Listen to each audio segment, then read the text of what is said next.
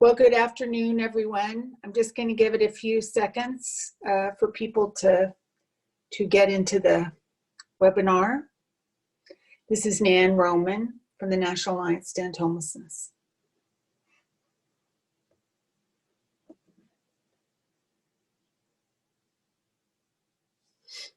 Okay, I'll go ahead and get started. Welcome to all of you to the 5th installment of the Alliance's COVID-19 webinar series. A couple of housekeeping items before we get started. This webinar is being recorded, and within the next 24 hours, all registrants for the webinar will receive an email with a link to the recording and to the presentation materials. All attendees are on mute and will remain on mute throughout the broadcast, and the Zoom chat function is also disabled. So if you have questions, please enter them into the Zoom Q&A box.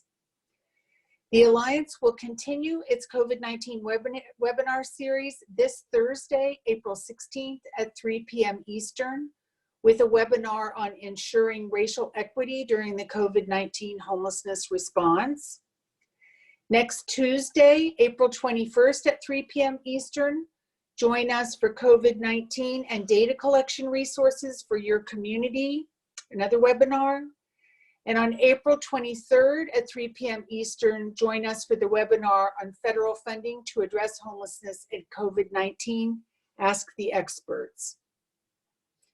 Last, if you haven't already, please sign up for the Ending Homelessness Forum at forum.endhomelessness.org /. You can also just go on our website. The forum, and it's also going to be in the materials we send out after the webinar. This forum is a place where the Alliance has tried to pull together all the information on federal funding and guidance on COVID-19. It is also a place where you can create communities of learning, share or look for solutions to specific challenges, and generally work together to solve problems. Now for today's webinar. Earlier in the pandemic, it was really just a few weeks ago, although it seems like a lifetime, doesn't it now? We sent out a survey asking you what problems you were facing as a result of the virus. We got nearly 1,000 responses, so I'm going to thank you for that. Your challenges ran the gamut from lack of supplies to lack of staff to lack of space. Since then, things have changed, and this list of problems has been expanded to include how to quarantine vulnerable people, how to staff contracted motel and hotel rooms, how to house people so that they don't return to the streets when they leave those contracted hotel rooms, and how to design interventions so that they address the historical racism that is creating inequity and the impact of the virus. The CARES Act has provided us with some significant resources to address some of these issues. Not only is there $4 billion in ESG funding targeted to people experiencing homelessness, but there is Community Development Block Grant and coronavirus stabilization money going to your states and cities that can be used to address homelessness as well. And of course, there are FEMA and other resources. Actually, there's a considerable amount of money coming to jurisdictions and coming all at once. It's money that needs to be spent fast to address the immediate need, and we need to be smart about how we spend it because people's lives depend on us being smart about how we use that money. Every community that gets money needs a plan on how they're going to spend it, including strategies and tactics. And we have to know what resources we can use to pay for what part of that plan. The plan doesn't need to be complicated, and the Alliance has developed a basic framework of elements that most communities will want to consider when doing that planning. How to use resources to fight the virus among the homeless population. The framework proposes that every jurisdiction could be looking at 6 things: prevention and diversion, people who are unsheltered, people in shelter, people in homeless funded housing like rapid rehousing programs and permanent supported housing programs, how to move people out of homelessness and into permanent housing, and preparing for the post-COVID world. In each of these buckets, there will need to be a set of strategies, and for each strategy, there are emerging protocols for implementation, policies, staffing, things like that. Overlaying the framework, strategies, and protocols will need to be a commitment to addressing the racial and economic inequality that's causing the pandemic to have such a devastating and unfair impact on people of color and marginalized communities. Through the Alliance webinars, we're trying to help you gear up for different pieces of this planning effort, which I hope is underway in your community. We're also working with other national groups, many of whom are on these webinars, to develop a package of support materials and information for you to use in this planning. Today, you're going to hear about FEMA, what role it can play in filling holes in the framework, and also what it can't do. And since it's an agency that many of us are not so familiar with, we have speakers who will tell us what the role of FEMA is, someone who's worked through hurdles and challenges with FEMA in the past, and two people who are working with FEMA right now on specific strategies relative to homelessness and the COVID pandemic. Our first speaker today will be Tracy Brasher, Acting Public Assistance Division Director at FEMA. She's joined by Sarah Mulligan, Supervisory Emergency Management Specialist at FEMA. They are going to talk to us about what FEMA's role is with respect to homelessness in this pandemic and how to access FEMA's resources. Tracy? Thank you and good afternoon. I appreciate the invitation to speak today on this webinar to address homelessness during the pandemic. As you know, on March 13th, the President declared the ongoing coronavirus disease pandemic of sufficient severity and magnitude to warrant an emergency declaration for all states, tribes, territories, and the District of Columbia, pursuant to Section 501B of the Robert T. Stafford Disaster Relief and Emergency Assistance Act. Since that time, all 50 states, 4 territories, and Washington, D.C. have been approved for major disaster declarations to assist with additional needs identified. 42 states, 4 territories, and more than 37 tribes have issued stay-at-home orders. FEMA, HHS, and our federal partners are working with state, local, tribal, and territorial governments to execute a whole of America response to COVID-19 pandemic and protect the health and safety of the American people. Next slide, please. Next one I'm going to address, as I said, the emergency declaration and then the major disaster declarations that followed, all authorized under FEMA's Public Assistance Program, Category B, which is eligible emergency protective measures. So I'm going to cover that very briefly, so those of you that have not worked with FEMA, specifically public assistance, knows what that specifically is. Next slide. So under the nationwide emergency declaration, FEMA may reimburse eligible emergency protective measures taken to respond to the COVID-19 emergency at the direction or guidance of public health officials under Category B of FEMA's Public Assistance Program. While some activities may be eligible for funding through HHS, CDC, and other federal agencies, final reimbursement determinations will be coordinated with those other federal agencies. As was mentioned in the previous brief, there's been significant funding made available through the CARES Act and other supplemental appropriations. And so FEMA cannot duplicate any assistance provided by those other federal agencies. There is an external facing eligible emergency protective measures fact sheet where you can find additional information. That is on the FEMA.gov/coronavirus website.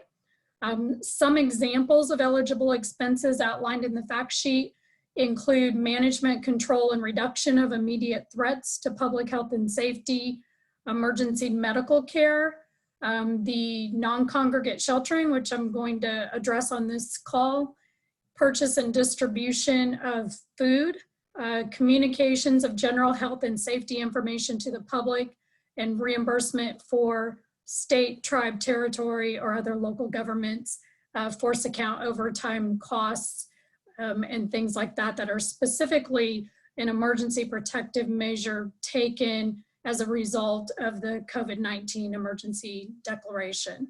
Next slide.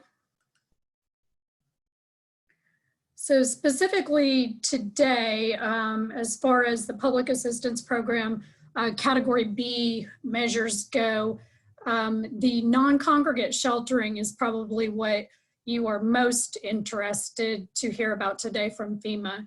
Next slide. Under this national emergency declaration, FEMA's regional administrators, FEMA has 10 regions across the country, and each one has a regional administrator.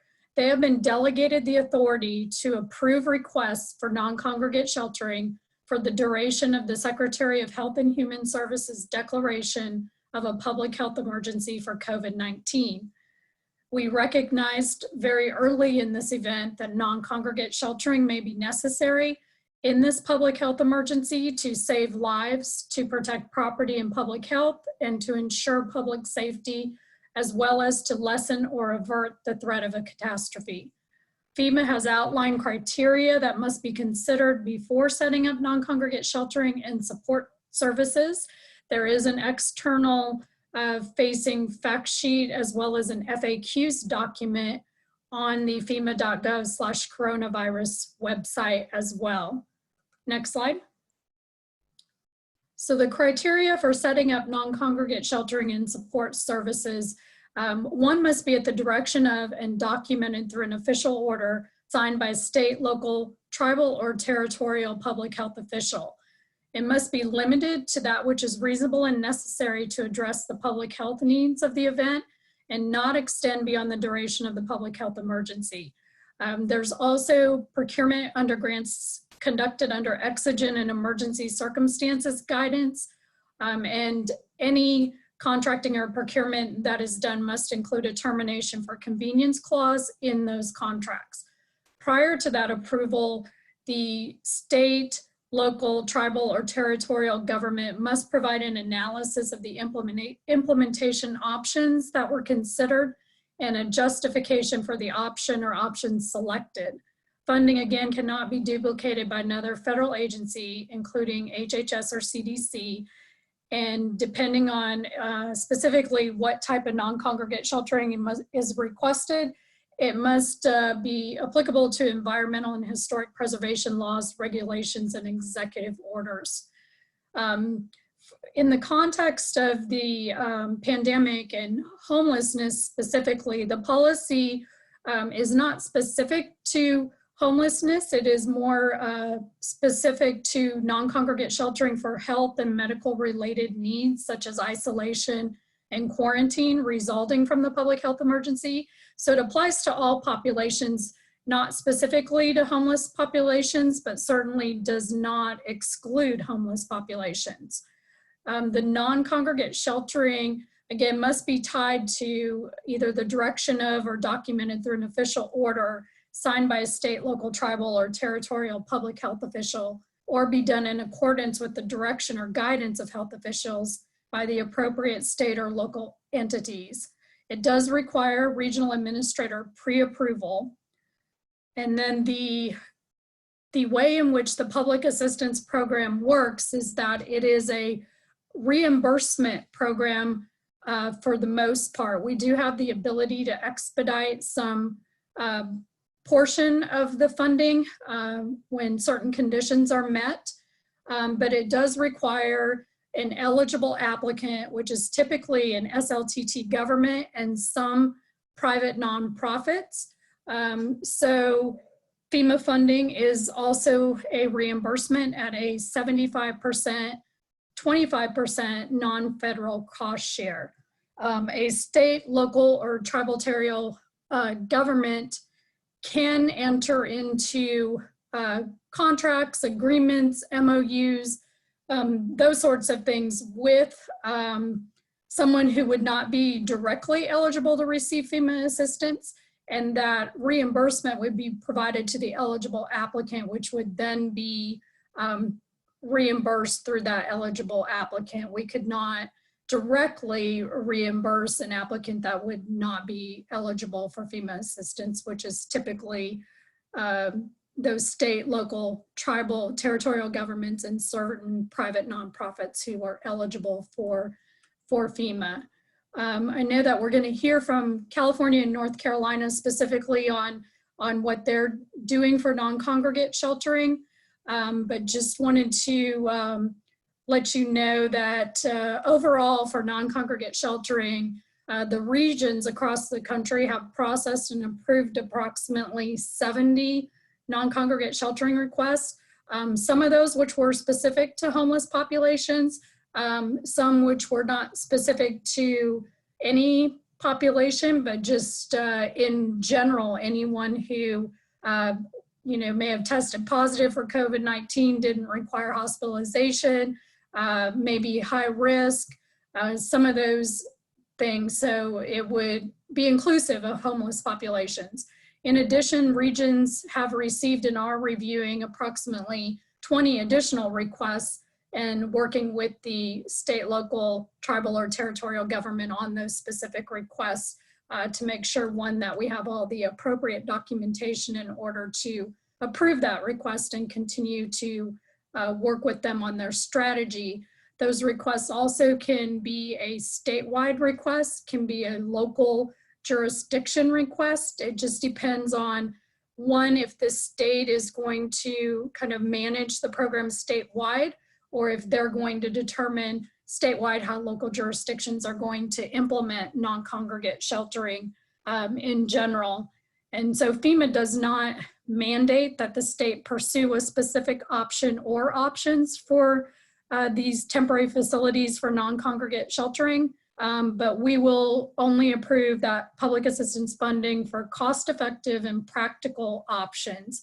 So a number of the requests have included the use of hotels, motels, dormitory rooms, trailers. There's been a number of different types of solutions as potential non-congregate sheltering, but we do not mandate what option that the state pursues. In addition, FEMA is coordinating with HUD on CARES Act funding for potential transition of non-congregate sheltering of homeless populations from public assistance to HUD's Emergency Solutions Grant Program that provides the services necessary to help persons that are at risk of or are homeless to quickly regain stability and permanent housing. This is certainly not an area in the public assistance program that we have long-term experience. So we feel like if we're able to make that transition successfully to HUD, they certainly have the long-term experience, which would provide a better partner in helping those who are at risk of homelessness or who are homeless to not only work through the non-congregate sheltering specifically for COVID-19, but then to help with longer-term solutions as it revolves around homelessness issues.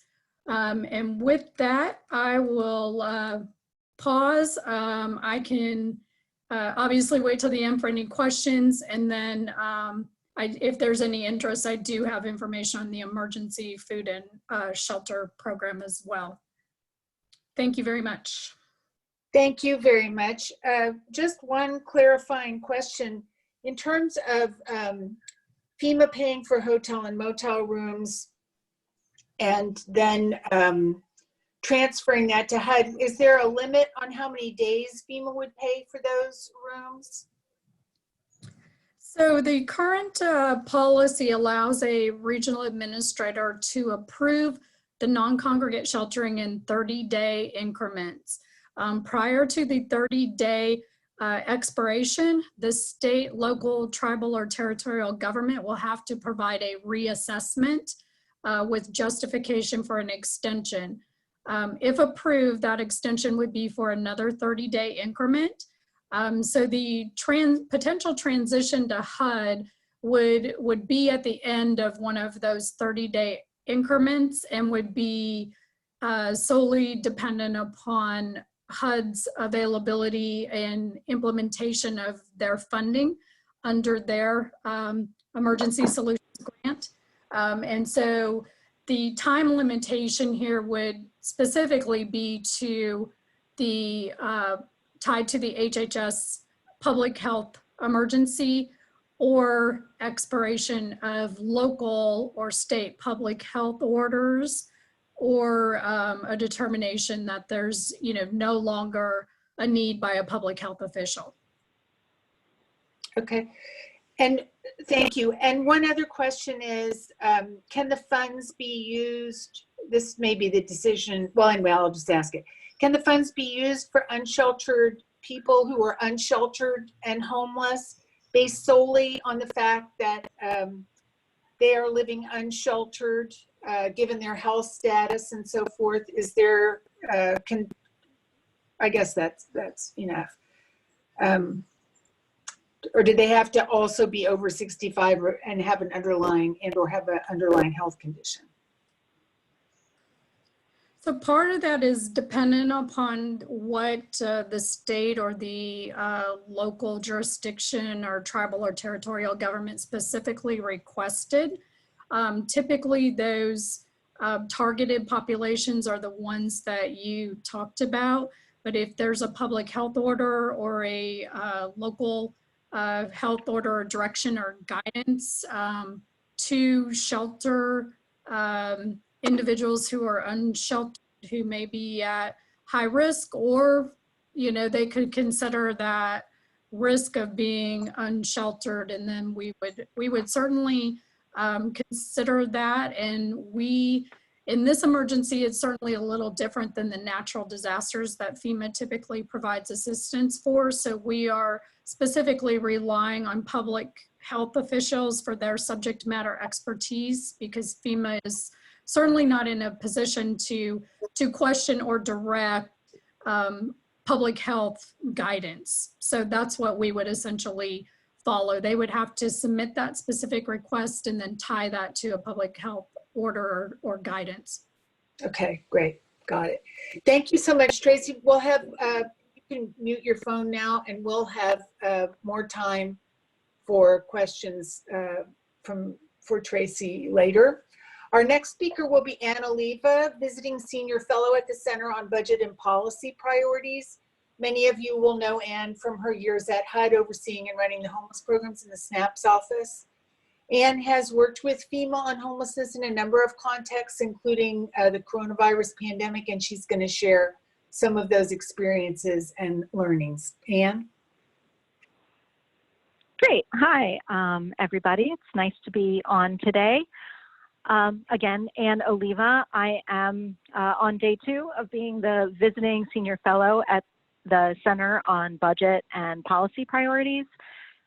And as Nan indicated, I actually have worked with FEMA a number of times around disaster work. My first set of disaster work was really around Hurricane Katrina in Louisiana, largely a little bit in Mississippi as well.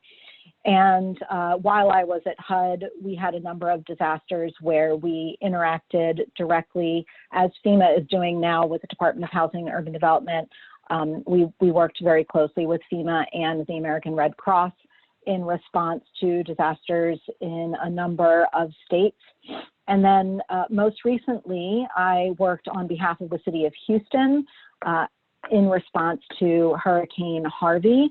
And that is where I learned a lot of things about FEMA and non-congregate shelter in particular. So I'm happy to share my experiences and what I've picked up through those experiences.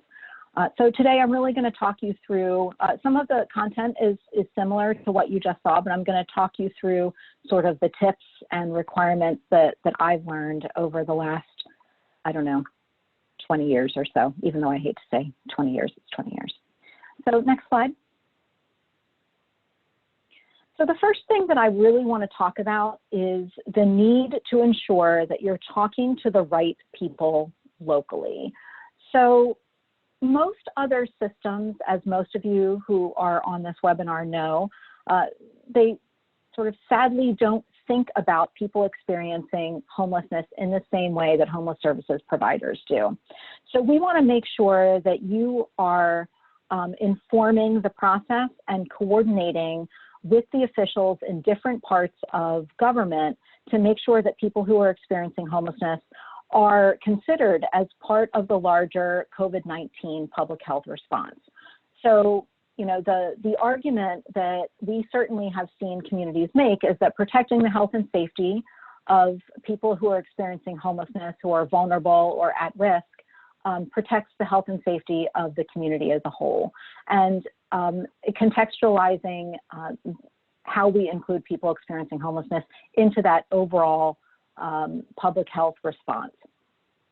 So as you think about who you want to be talking to, you want to first make sure that you're building a relationship, if you don't already have one, with your local or state Office of Emergency Management. They are the ones who are very likely experienced with FEMA programs and with how the FEMA regulations work. So it's really important that you're going to be working with them and informing their application to FEMA for these important resources. And then you also, this is not a homeless response. This is a public health response. So you want to make sure at the local level that our homeless services systems are really either establishing or engaging in relationships with your public health officials, who are the key partner in both the overall community response and in accessing FEMA resources, as you just heard, because it is incredibly important. In order to access FEMA resources, there has to be a public health order, and I'm going to talk about that in just a moment. And then the last thing that I would say that I found when I was sitting in the George R. Brown Convention Center after Hurricane Harvey, and thinking through, helping the city think through what FEMA resources could be used for and couldn't be used for in terms of non-congregate sheltering, I found the regional public assistance lead as an incredible partner who was very, very helpful in understanding and sort of translating between sort of homeless services speak and FEMA speak, and being able to bounce ideas off of each other. So those are the kinds of relationships that I think are really important. Your OEM might already have a relationship with the regional public assistance lead, and then it's just really important for you all to work with your Office of Emergency Management to access those resources. Next slide. So today, as you just heard from our colleagues at FEMA, we are talking about public assistance. And again, I think this is just really important for folks to remember. We're talking about public assistance, not individual assistance, which is another part of FEMA resources. So public assistance, category B, emergency protective measures. And under that, you find non-congregate sheltering. So communities that want to implement non-congregate sheltering as part of their COVID-19 public health response need to work with their Office of Emergency Management to submit that appropriate request under Category B.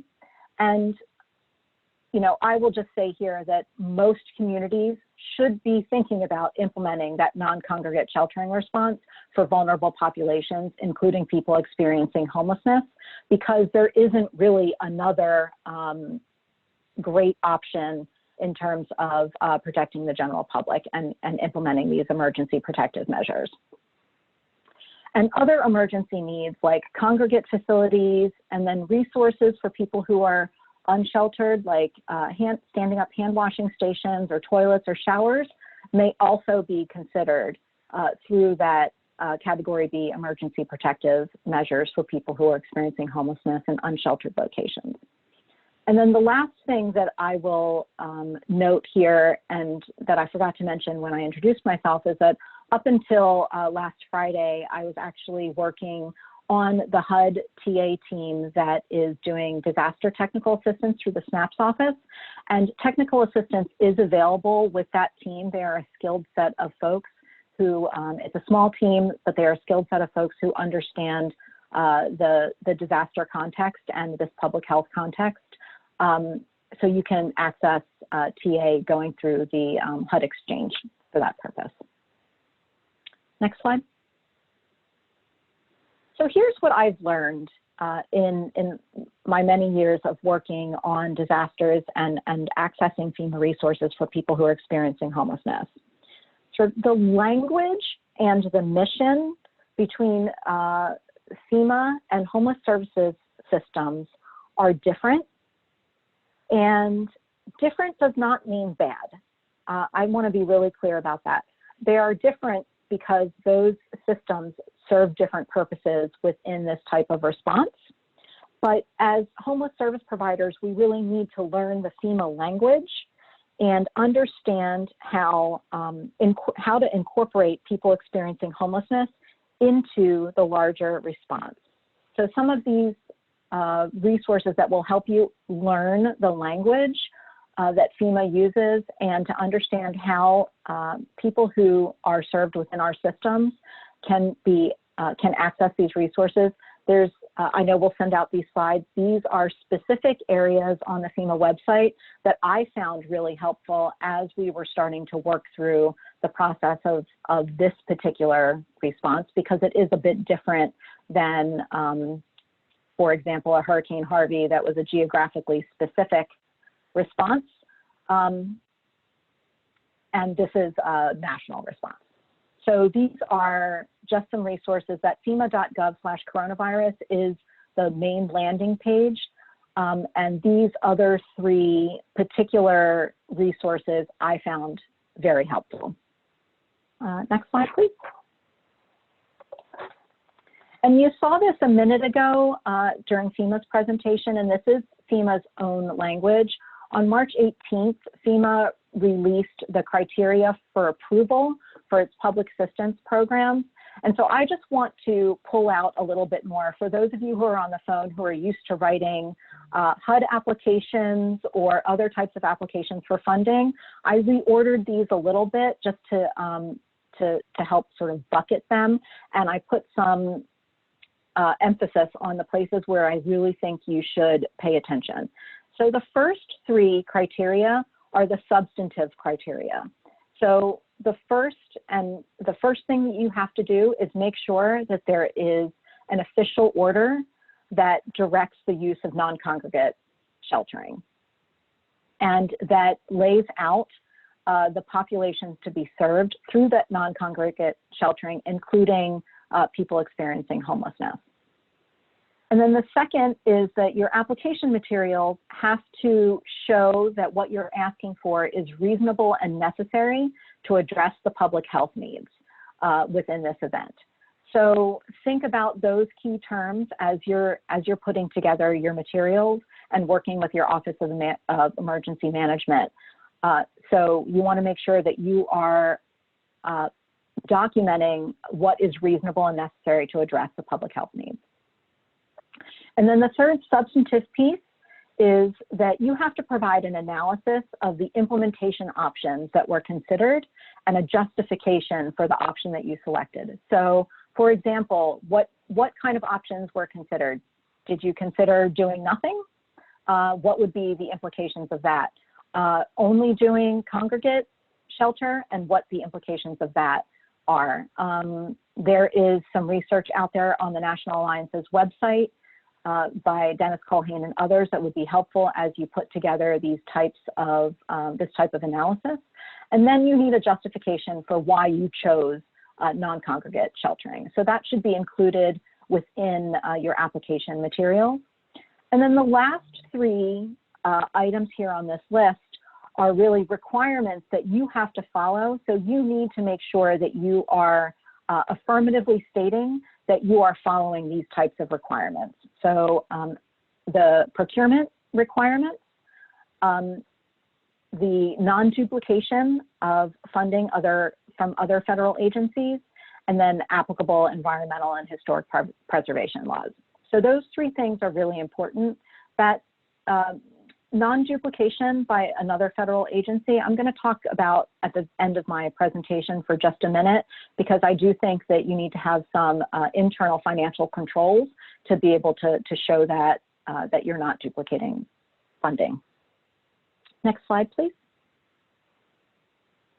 So as you think about your approach and the application that you're going to put in, I've found these three concepts really important, and to think about how people experiencing homelessness fit into these overall community public health plans.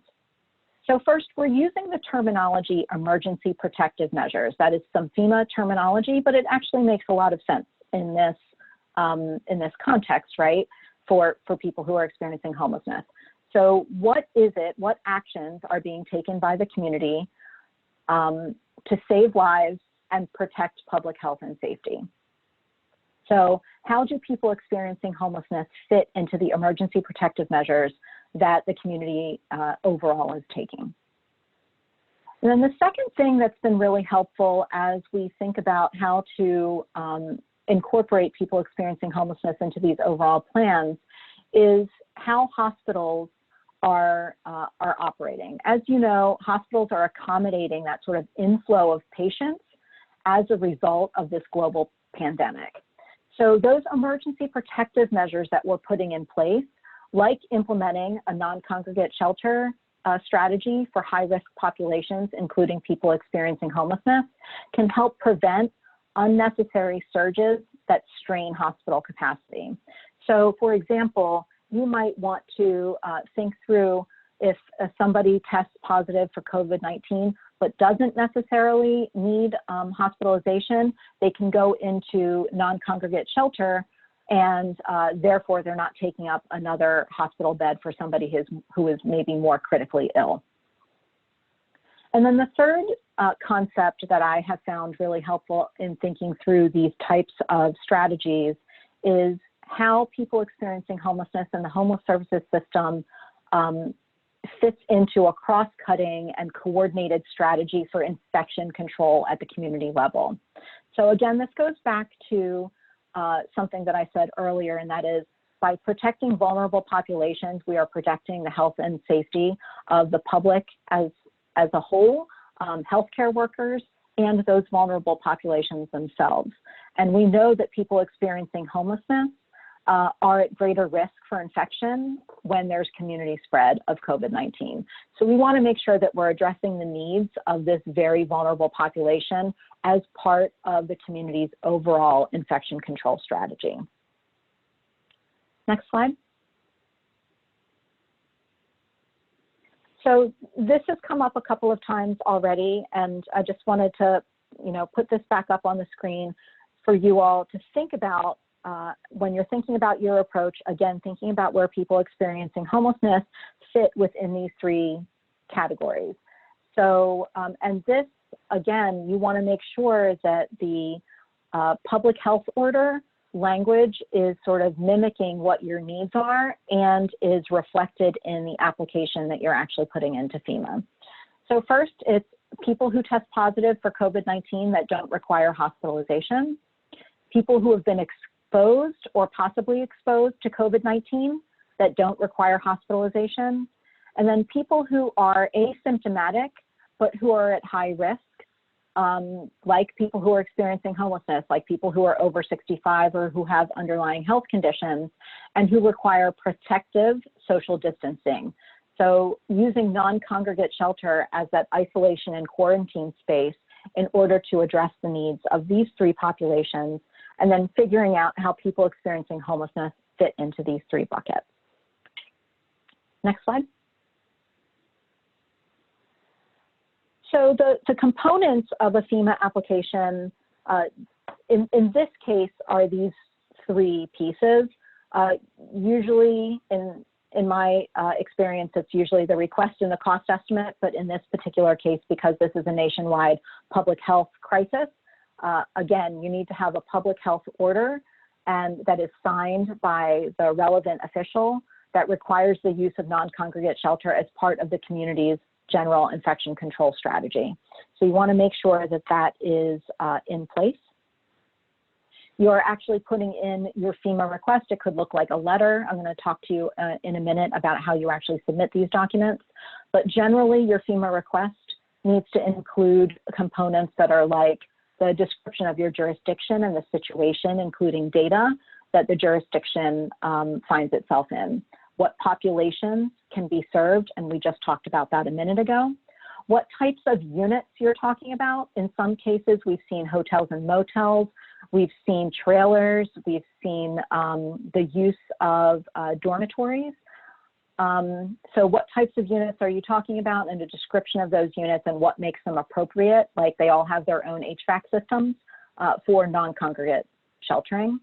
The duration of assistance, you heard that generally FEMA works in 30-day increments, so you want to make sure that you're talking about like 30 days and then 60 days or 90 days out. And then the analysis and justification that we just talked about. The analysis that talks about what you thought about, how you, what other considerations you had and why you landed where you landed, and the justification for this particular option. And then the last piece is really a cost estimate, and remembering that FEMA requires a 25% cost share. So using your locally available data, you want to estimate your costs for how much it will be to lease the physical space, the operations, your wraparound services and staffing. And you want to be sure that you're looking at that FEMA documentation, the links that I provided earlier, because there are some limitations around services and staffing that you just want to make sure that you're considering. And I also, for the homeless services providers out there that are used to doing HUD applications, I wanted to just point to one thing. When you're talking about a FEMA request, it is oriented differently than you might be thinking about for a HUD request. And here's what I mean by that. Usually when you're putting together a HUD request, there is a finite amount of money that you are allowed to apply for, let's say $1 million, and then you sort of fit your program into that $1 million. For FEMA funding, you really want to be laying out what the need is to address this public health emergency, and then you know, it's a reimbursement process. So you're gonna, if you don't use all of the resources that you thought you needed, then you're only going to get reimbursed for what you actually expended. And then remembering that there's a 25% cost share there. So it's a slightly different orientation to how you put together your budget. And then the last slide, next slide, thanks. And then the last slide, this is a new and somewhat changing process. I haven't actually used this process before, but you want to make sure that the submission is being done by an appropriate applicant, and that usually is, in this case, it's a state or local government and not a private nonprofit. But the recipient is generally the state or a tribal government.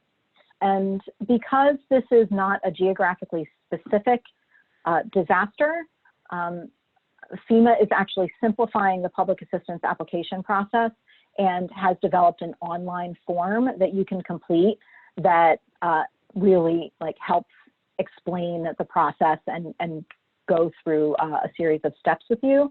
That grants portal at the bottom, grantee.fema.gov, is where you can find the information on how to submit. I don't think it was in place at the point where California submitted their request. I'm not sure about North Carolina, but this process is in place now. And then the last thing that I want to note is, again, you really want to set yourself up for success by ensuring that you are capturing the right data on the front end of this, so that when you ask for reimbursement, you have everything that you need. And that includes, in some cases, using your HMIS system to identify who is going into non-congregate shelter, at what point they're checking into a hotel, motel, or other type of non-congregate shelter facility, when they're checking out, what population, what eligible population they fit into, and that you have financial tracking in place so that your FEMA reimbursement request will be as smooth as possible. And you want to make sure that you have financial controls in place so that you can show that you are not duplicating resources that are coming from other federal sources. It gets especially tricky as you're coming off of FEMA funding and potentially heading into HUD funding picking up for folks who are still in non-congregate shelter. So I'll stop there and turn it back to Nan. Great, thank you so much. Ann, I think we were running a bit over, so we're gonna move right on to our next speaker, but very much appreciate, Ann, the concrete and well-informed information about and tips about how to structure your discussion and application with FEMA. Our next speaker is Allie Sutton, Deputy Secretary of the California Business Consumer Services and Housing Agency. She's going to tell us a little bit about their Project Room Key initiative and how they worked with FEMA to get support for that. Allie? Yeah, thank you, Nan. And Ann did a remarkable job of framing a lot of the work that we did. So I will hopefully be able to pick up some of that lost time and skim over some of the things that were already covered really, really well.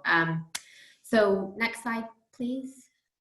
So for those of you that aren't aware, California has set up a project called Project Room Key, which is a locally driven and state-supported initiative that was created to provide emergency housing in motels, hotels, and trailers for sick and medically vulnerable individuals experiencing homelessness in response to the COVID-19 crisis. The mission really was to mitigate the transmission, so really very much what Ann is talking about, thinking about this as a public health response and sort of a holistic community health and safety response to reduce hospital surge and protect lives. Our initial goal at this point is 15,000 units of motel, hotel rooms, and trailers.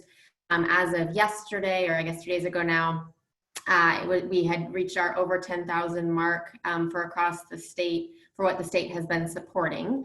And some of the financial support that the state has been able to put forward to help locals with this effort. Very early on in the response, our governor allocated $150 million in state funding for a COVID-19 response for people experiencing homelessness. So a lot of the support we've been able to provide local communities in terms of financing that 25% cost share has come from that $150 million. Next slide. So a little bit for those of you that might be interested in sort of the state versus local role. So in addition to the funding effort I just mentioned, we've also had a really remarkable group of state agencies partnering on this to provide ongoing public health guidance. Our Department of Public Health has been remarkable. We've had some incredible training materials coming from a range of partners. We also have our Department of General Services really involved in thinking through the master agreements for wraparound services and the leases or the agreements with the motels and hotels themselves. They've really helped facilitate the relationship between those private motel and hotel owners and local communities. And then obviously technical assistance in terms of emergency operations, reiterating what Ann said in terms of ensuring both at the state level, we have a very good relationship with our Office of Emergency Services, and then really encouraging a very strong communication and partnership between our homeless providers and their local emergency operations centers and emergency services offices. That hotel and motel identification and occupancy agreement negotiation, as I mentioned, has been really spearheaded by our Department of General Services in strong partnership with our Department of Social Services that is implementing this Project Room Key effort. And then the support and connection to essential behavior and health and healthcare services. So we know that that's not necessarily included in the FEMA reimbursement. We understand it's incredibly important. So we've been working with local communities to think through all of the ways that we can make sure that individuals moving into these rooms are supported, both from a healthcare standpoint, but also from any sort of behavioral health needs they may have. And then we're also ensuring that the deployment of resources match the need of counties. So really trying to take a look at particularly our financial resources, but also our technical assistance prioritization, focusing on the communities that have significant homeless populations, and also those that we're seeing are experiencing a higher concentration of COVID-19 transmission. So trying to be strategic in our outreach as we ramp up quickly. Next slide. And I should have mentioned in the last slide, these photos are actually all coming directly from Los Angeles County in one of the motels that have recently opened up for those at risk, that at-risk population. So just some nice images of the live and in action support. But so the FEMA approval for non-congregate shelter. So just a little bit to talk through our process, which it does sound like it has been streamlined since we applied, which is fantastic. California made a request for this FEMA public assistance non-congregate shelter option on March 25th. We received approval for that on March 27th. So we're a little over 2 weeks into this process. California was the first to obtain this approval for FEMA to provide the scale of non-congregate housing alternatives for people with unstable housing who may need quarantine in response to COVID-19. We really have been grateful with all of our our state Office of Emergency Services providing technical assistance on this. We are not FEMA experts, and so that partnership I cannot overstate enough, and just acknowledging that this was a pretty unprecedented approval given the unprecedented times we are in. We've really taken advantage of all of the ways we can possibly work together to support and protect our homeless Californians. Next slide, please. So a little bit, I think it's helpful to explain, and Anne did a good job of explaining sort of the importance of our framing and the need for why we made this request. So rationale for FEMA approval was very much focused on preventing hospital surge across the state. Sort of acknowledging and bringing to light in our request letter the fact that individuals lacking stable housing are more likely to use hospital emergency rooms, that people experiencing homelessness are admitted to inpatient units 5 times more often than people who have stable housing. And then this part that's very important about protecting individuals experiencing homelessness will relieve pressure on the entire system. Sort of making sure that our higher risk individuals are able to self-isolate and keep them away from folks that may transmit COVID-19 in order to protect the broader community's public health and safety, and throughout the duration of this crisis. So really trying to focus the fact that this was a holistic public health response for a particularly vulnerable population that could not self-isolate and social distance on their own. Next slide. So this is, I think, gone over really well, but the one thing on this slide that I would just sort of mention, you know, there's the FEMA reimbursement for the 75% to state or local governments. Sort of what was reimbursable was very outlined in our approval letter, both in terms of the shelter, the non-congregate sheltering, and the wraparound services that are directly necessary for safe and secure operation of these facilities. And then sort of what's not reimbursable, we're trying to work out to ensure we can support locally. We did have that month-long approval with that opportunity to request extensions, which we will be doing. It must maintain, and this is a part Anne mentioned right at the end that I can't reiterate enough, that we keep hearing from our Office of Emergency Services partners, really making sure we are maintaining the appropriate tracking mechanisms to provide the sufficient data documentation that's going to be needed to establish that reimbursement. So to make sure that we are tracking how the individuals are eligible based on the FEMA approval that we received, and sort of understanding how long they were in that motel or hotel is really critical to ensuring that we are receiving that FEMA reimbursement on the back end, and that our locals are able to apply for that with the appropriate documentation. So we have been working really closely with our HUD technical assistance providers to make sure that we can implement this through local continuum of care HMIS systems, understanding that they're we're in the midst of adding in a non-congregate shelter project that would allow us to track all of the different elements that we believe will be critical for FEMA reimbursement. So really trying to use the systems we have in this moment to make sure that we are tracking the need and the process as completely as possible. Next question, or next slide. So this was already talked a little bit about, but these are the populations that we in California were approved to serve through Project Room Key from FEMA assistance. The one thing that I would just note here that I think is really important is that these were not explicitly tied to individuals experiencing homelessness, but are really intended to consider homeless individuals as part of the full holistic response to this public health crisis. So while many of the individuals going into these motels and hotels, or the majority, are homeless, we really are trying to ensure that this is seen and understood to be a broad public health response for anybody needing these things. All of these are sort of with the caveat of not being able to self-isolate on their own. So individuals who test positive, but that do not require hospitalization. This includes those exiting from hospitals, which we've seen a little bit of, and the importance of ensuring there's a safe spot for those folks to go, and critical. Individuals who have been exposed to COVID-19, and this is flagging the documentation piece here, just to reiterate, as documented by a state or local public health official or medical health professional, will be making sure that's tracked in HMIS on the back end. Also those that do not require hospitalization but need to self-isolate given their exposure.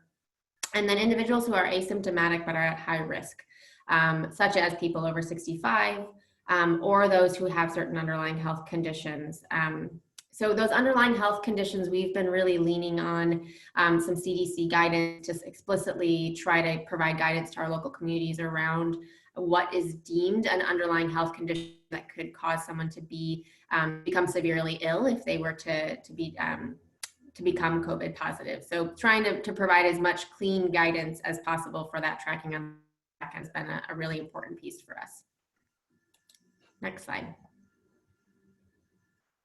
Yeah, and this I wanted to, Tracy mentioned this a little bit, and I was really glad to hear her bring this up. So we have been already thinking very critically about the ongoing housing support that will be needed for those participating in Project Room Key once this crisis is over. Our goal is obviously to provide that ongoing housing support, making sure that they are able to move into or maintain permanent housing when this is all done. We've been exploring a lot of opportunities to do that and have been supporting counties that are interested in purchasing any of these hotels and motels at the end and converting those into permanent supportive housing or SROs, or sort of affordable housing broadly.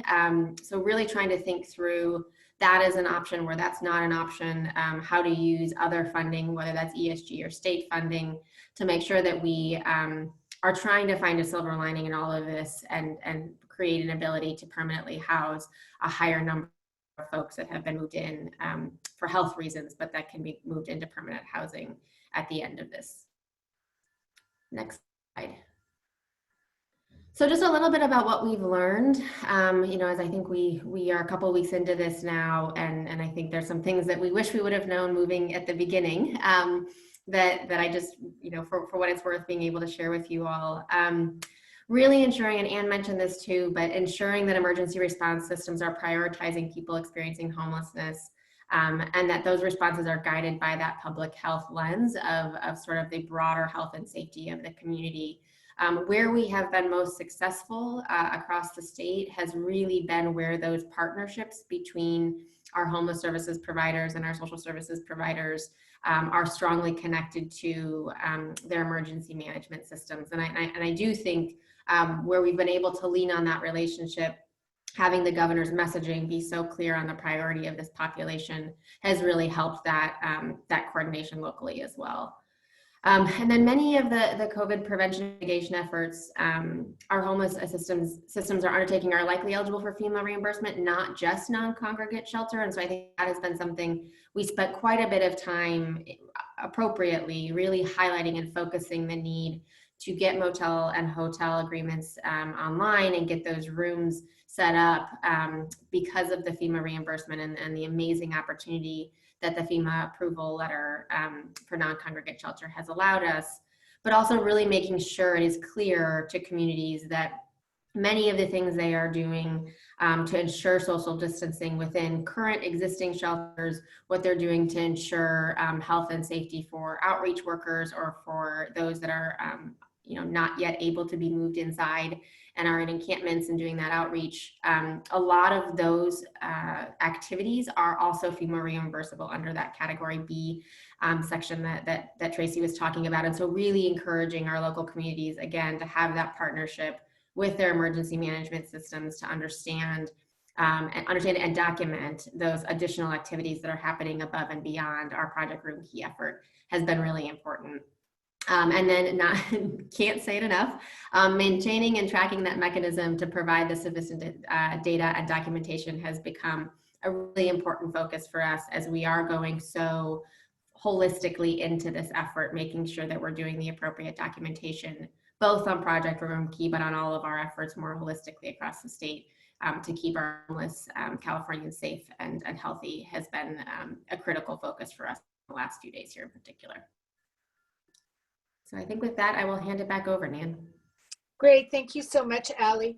One quick question is about the services. We hear a lot about the behavioral health services in particular and other services that aren't necessarily reimbursable by FEMA. How are you all covering those services, and are you finding enough people to deliver those services to folks in hotels and motels and RVs? Yeah, it's a great question, and I don't think we have a perfect answer for it yet. But what I will say is that we've been working with our behavioral health, our county behavioral health agencies to see where they can expand some of their efforts. Another thing, and this isn't quite answering your question, but I think it was sort of one of our other lessons learned, is where we're setting up these motels and hotels, really ensuring wherever possible that a homeless service provider is the lead manager for that hotel and motel to sort of help facilitate the behavioral health needs that our clients might have. And so where it is a little bit different from some of the disaster shelters that are set up otherwise, really trying to lean on our homeless service providers to be at least the lead and then have other volunteers and we've gotten very creative with staffing, I will say, but trying to have the lead be someone that can address those needs, knows how to provide those services, leaning on social workers that aren't currently able to do their normal course of business, pulling in staff, that similarly are unable to do that kind of business. We've been getting creative, and it has looked a little different in every motel and hotel we've helped support. But between that and the telehealth piece, we're really partnering with each county to think through all of the different options at a local level that might be possible. Great. Thank you so much, Allie. And we'll move on to our final speaker, Erica Ferguson, who's the Director of Healthy Opportunities at the North Carolina Department of Health and Human Services. Erica has also been working with FEMA on an initiative that's similar to Project Room Key, and she's going to share her experiences with FEMA from the perspective of a different region of the country. Thanks, Erica. Great. Thank you so much. I think I will also be able to help make up some time, as much of it has been already covered by Ann and Allie, but happy to speak to some of North Carolina's experience in our planning. If you go to the next slide, this is just a brief high-level overview of homelessness in North Carolina that are point-in-time count numbers, and we have 12 continuums of care across the state, and that's how we organize across our 100 counties. One thing to note is, which has been one blessing in disguise of a recent disaster, Hurricane Florence, that North Carolina went through back in 2018, is that it has really led to a strong coordination across all the partners for disaster response, which put us in a good position to act quickly and had a lot of lessons learned that impacted our COVID response as it relates to homeless populations and other vulnerable populations in disaster. And I think it was already mentioned some of the need to make sure that this population is really at the heart of our public health response for so many reasons, but I think we're the infection control strategy, the hospital surge, and flattening the curve and making sure there are sufficient resources for our overall public health response, and crucially protecting some of our most vulnerable populations and those who serve them. You go to the next slide. We are working with our, we have a group here called the Interagency Council for Coordinating Homelessness Programs, which is led with strong leadership from our ESG office, but also includes agencies from across our state, including those who operate CDBG, those at the local level, advocates. They're all different state agencies, all at one table, and we're using this to really plan for not just our non-congregate sheltering work, but all things related in this initial response to COVID, all the way through kind of the recovery period. So these are our three main areas. So we have protections in current homeless settings, and have been working with our Division of Public Health within DHHS to think about how we have the right protective measures for our congregate homeless settings, and how we allow for social distancing the best that we can, ensure supplies and sufficient training and others. And moving forward, how we think about screening and testing workflows and on all of that. So a strong partnership there to get that to a place where they can be the safest possible. The second is the non-congregate sheltering, which of course is what we're mostly talking about today, and we'll speak to that on the next slide. But the third, which I think has been highlighted across all of the speakers today, is really thinking about how we use all of these resources to really think about the long-term recovery and moving people into permanent housing. We saw this after Hurricane Florence, that it was so critical we had congregate disaster shelters, very different disaster, but how we ensured that we didn't exit people out of those shelters into homelessness, but really had a path for permanent housing. So that would include diversion and prevention and all of the things that I think were really mentioned, Nan, in your 6 key parts of a response at the beginning. If you go to the next slide. So North Carolina really followed California's lead on this in terms of applying for this category B non-congregate sheltering. So we submitted the request for those with no other safe place who need to quarantine or isolate or were at high risk. And the goal was, as already mentioned, really to protect our most vulnerable populations, preventing the surge in hospital demand and providing safe spaces for people to recover or to quarantine. We submitted the request on April 1st and were approved really quickly on April 6th. So very thankful to FEMA for the quick response. And I think it is important to note, and I think this strong partnership between public health and in our case, the Department of Health and Human Services with emergency management.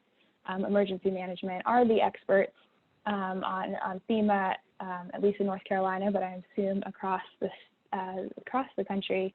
And so they are great partners on all things FEMA reimbursement and speak the language better than we do on all of that support. So they were the ones who actually submitted the letter on behalf of North Carolina and were approved. If you go to the next slide. I think this was already mentioned, but the FEMA reimbursement is 75% federal with a 25% state match. So we applied on behalf of the state of North Carolina, and we'll have applicants as in the same way that California is state supported but locally managed. We have a similar system in which we'll have applicants from all the different counties or nonprofits or other local jurisdictions who will apply to operate non-congregate sheltering in their regions with state support, technical assistance, public health guidance, and other operational guidance with that. And the state will also, as part of that, cover the state match. The funding, as was already mentioned, is approved for in 30-day increments, and we will reassess at each of those increments. Our goal that we put in our letter was to have 16,500 units available statewide across a number of different eligible sub-applicants. Those include local governments and private nonprofits, our COCs, our homeless shelters, some of our behavioral health entities, which we call LMEMCOs, just to add one more acronym in there, are interested in eligible private nonprofit hospitals and others. And whoever is that main applicant on behalf of that county or region, we are encouraging them to really coordinate across all of the local partners, their counties, their cities, their housing and public health agencies, the homeless continuum of cares, behavioral health, labor, nonprofit, all of these different groups, to really think about all of those wraparound services that will be needed to support folks in non-congregate sheltering, and then as they return and move forward toward permanent housing, and make sure that they have the healthcare resources that they need. And I guess I already touched high level on the state role. And similar to California, we're encouraging this to be locally managed, but are furthering over time, especially as we learn. It's only been a week now, a little over a week since we have this approval, but continually updating our operational guidance, our technical assistance training, and other things that can support our counties in rolling out, securing, and then operationalizing these non-congregate shelters. We go to the next slide.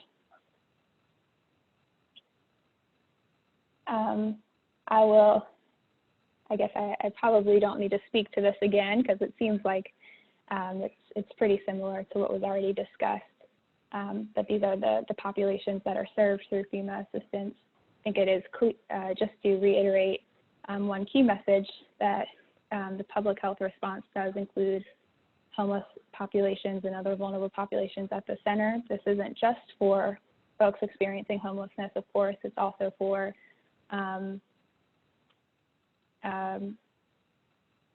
other populations who don't have a safe place to go home to. We're thinking about our migrant farm workers, our DV survivors, folks who are being released from jail or prison, perhaps in some areas, as well as healthcare workers and others who might want to quarantine and not infect their families. So we're thinking about this across a wide variety of different groups who might need this resource, but definitely considering the needs of folks experiencing homelessness in every single one of these populations that are particularly eligible. And because a lot of our congregate shelters are sheltering in place and not accepting new clients, this becomes an incredibly needed resource to make sure that this population can adhere to social distancing guidance, has a place to shelter, doesn't increase the unsheltered population, and make sure that they are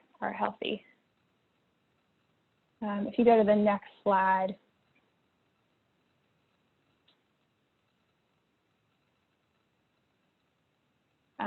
This is just to reiterate that we are also, as a state, working to not just think about the strategy of setting up non-congregate sheltering, but also making sure that we are thinking through those additional resources that are in the CARES Act that I think will be supportive to all of those three categories I mentioned on that early slide around our sheltering, our non-congregate sheltering, and that long-term housing recovery and path to permanent housing. We want to make sure that we're assisting local partners in how they can use some of that funding to move to rapid rehousing or permanent supportive housing, other permanent housing resources. And then and how we can also use that as a way to reduce future public health risk and keep congregate sheltering, allowing for that social distancing. And then I think this was already mentioned, but just what's so key about all of this and what's been so successful in this so far is when our local partners are working together and well coordinated across our county agencies, health departments, DSSs, and others, as well as the continuums of care, behavioral health service providers, and hospitals. And what I think has been really helpful in North Carolina is that we have had to do this recently, unfortunately, with Hurricane Florence. And so a lot of these groups are already used, as well as through other mechanisms, are already used to working together, and where we have strong partnerships between emergency management and some of these other agencies that often support our homelessness system, we've seen the greatest success. And some of those counties were already ahead of the game in setting up non-congregate sheltering even before we got this approval, and have been kind of the best practice that we're sharing with our other counties that are setting this up now. If you go to the next slide. Just to reiterate, I think the partnership and coordination across all these different agencies is key in what has made this really successful, making sure that the homeless population is at the center and considered in every part of the disaster response, the emergency management, as well as the public health response, and making sure that they're thought about in both the response and recovery planning is key. And then also thinking about that longer term strategy, and we're lucky to have this ICCHP group, which has a number of the right people, as well as we're expanding to include other people who want to be a part of this strategizing around COVID, CARES Act resources, and how we can have a streamlined state plan that's really strategic in thinking about how we move folks to permanent housing for the long term. I think there were a lot of questions in the Q&A around the documents that we have created in our FEMA requests and public health director letter and directive, and all of those other things that were necessary to get FEMA approval. We put all of that, as well as any guidance we've put out to date, here at this site, so happy to share that. And we'll add, as we put out additional guidance and other resources, we'll continuously put it there, so others can use that as they're setting up similar programs. So with that, I will end, but happy to answer any of the questions. Great, thank you. Thank you so much. And just to say that I think that the PowerPoints that you all did, so incredibly helpful, everybody's, and they will be up within 24 hours, as I said, along with the entire webinar, and also our the Ending Homelessness Forum. If you sign up there, all the kinds of bits and pieces of these kinds of protocols and letters and so forth that we're being given from around the country are going up on that. Erica, one question I have maybe for you and Ali both that's been coming up is the use of whether you're using, who decides who gets into these non-congregate units, and are you using coordinated entry at all and changing the questions to that, or is coordinated entry just not an issue, or not in play now?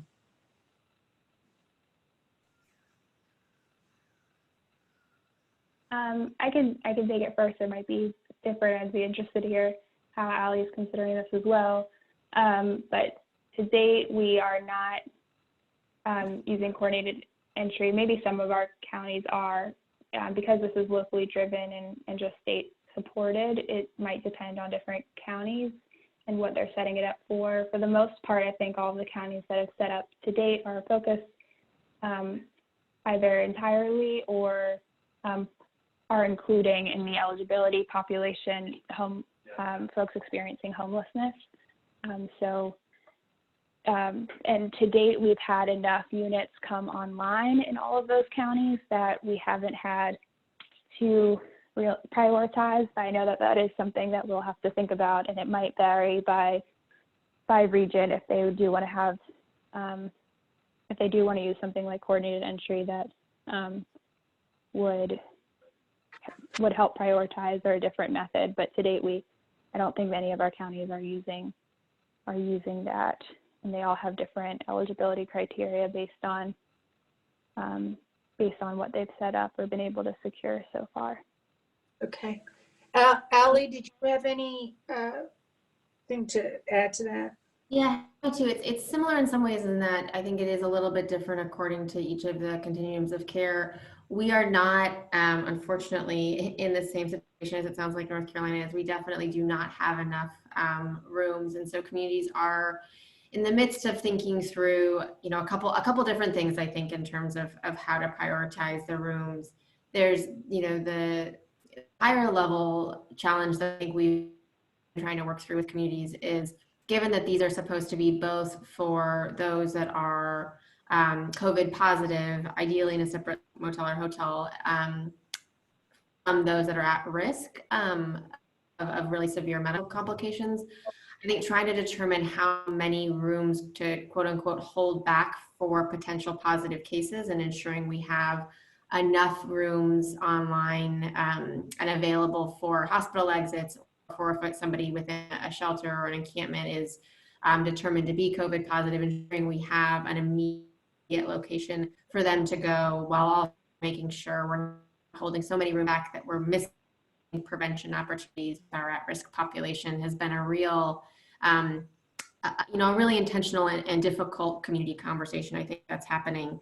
I don't think that there's a lot of use of coordinated entry right now. I think given the sort of guidelines and approval categories we were given by FEMA, that has sort of become our prioritization strategy. And I know that some communities have pulled by name lists to look at both age and medical complications that they know of, and trying to see if they can swiftly catch and protect those that appear to be most at risk within the system, and place them in hotels quickly. But I think that the sort of counterintuitive piece of all of this for those of us in the homelessness space is that not letting perfect be the enemy of the good, and really just making sure we're getting as many folks in these rooms as quickly as possible. We're trying to really encourage that messaging and acknowledge that might mean we need to bring more motels or hotels on board as we fill up, but that not missing the opportunity to provide somebody in one of those FEMA categories a safe space to be really needs to be our focus in the immediacy, just given the crisis we're in. Great. Thank you so much, Allie. Tracy, there were a bunch of questions about the match for FEMA funding, and whether, for example, if you used ESG to pay for some of the non-congregate housing, but you didn't have enough, then could you use FEMA for the rest? Or could you use ESG for a match, or CDBG for a match? Any further information you could share with people about the match? So we are working currently with HUD under CDBG funding from the CARES Act for potential applicability to the FEMA cost share. However, the transition of the non-congregate sheltering from FEMA public assistance to HUD, FEMA would obviously reimburse and pay for those costs up to the point that we transition, and then based on the CARES Act funding provided to HUD under their ESG program, we would want to ensure, as we're working with them, they understand the scope and scale of the non-congregate sheltering, so that we would not be transitioning something to them that they did not ultimately have the funding for. Okay. And one other question for you is around the regional administrators and their final approval. Are there different criteria? Did different regions use different criteria, or did different regional administrators use different criteria, or is that standardized? Because that's something I've heard about, we've heard about raised in previous disasters. Sure. So the delegation of authority to the regional administrators did provide essentially the criteria that was covered, I think a couple of times in today's presentation, along with a fact sheet and FAQs that headquarters provided. Ultimately, the approvals had templated language that was developed between FEMA headquarters and the region. So for the most part, they are the same. What is dependent, however, is what the specific request was asking for and whether or not that request was thorough enough to provide all of the information that's been covered on today's call. And so in some regards, a regional administrator, given the delegated authority, could approve certain things and then issue a request for information on the other parts of the request, and then essentially hold that part of the request until they received additional information. But for the most part, regions should be approving pretty standard language as far as those approval letters go. Great, thank you. Anne, have you had any experience working with rural areas or tribal areas? And how do you find that? If so, have you found that to be different, or do you have any different advice for them? I wish I could say that I had a good answer on that, but I have not. Most of the work that I've done has been in, metro areas. So I don't know that I can be particularly helpful there. I'm sorry. That's okay, Anne. You were extremely helpful earlier. Did you have any thoughts or suggestions about the match? It seemed like as I said, there were a lot of questions about the match. Any tips for people on that score, or things that you feel have worked well? So I know in past disasters, like natural disasters, CDBG disaster recovery has been a good source of match. We saw that in Louisiana after Hurricane Katrina, and in Texas as well. So I know that HUD and FEMA are working on guidance regarding cost share for this tranche of CDBG. I also have seen localities put up some match. I do think that this has come up in a number of communities that I've worked with over the last 3 weeks, where they're really concerned about cash flow and meeting that cost share requirement. So they're trying to be really strategic about how they structure their request, so they can be sure, as Tracy mentioned, that they can actually meet the cost share requirement, even if it has to be done through local dollars. And I think Allie mentioned that they're using state dollars for at least a portion of their cost share, right, Allie? Yeah, we're using our state funds, and also where there's local funding, local counties are also putting up some funding as well.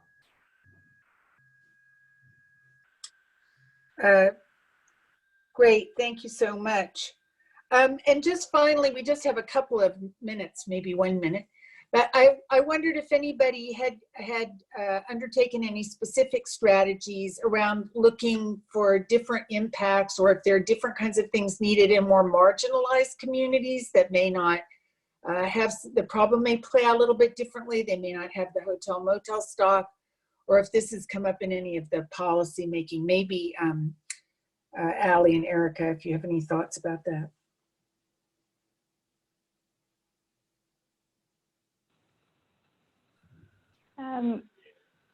We are working with, knowing that we have, as I'm sure many states do, largely rural areas where it might not make sense for the county alone to set up they might not have a hotel or motel or dorm to set up, or it might not make sense for them logistically to set, based on the population they serve, set up one and staff it just for that county. So we are working on some regional models for that to help. So that, I think I might have missed the very beginning of that question, but we're trying to kind of either recruit or better support regional models to make sure that we will have full state coverage.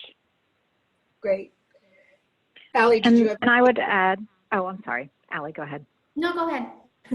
Go ahead, Anne. I was just gonna say that King County, Seattle and King County have put out an equity impact awareness tool. It comes out of their Office of Equity and Social Justice that they're using to help them make decisions around their funding and how they roll out their programs.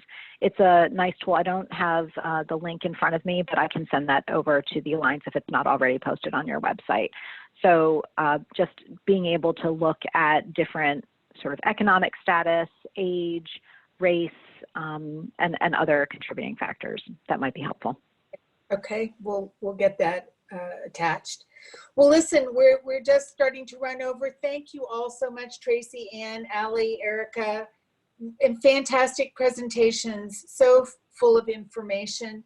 And we appreciate very much you being on. Within 24 hours, the whole webinar will be back on and all these materials will be posted. So thank everybody who participated and keep up the good work.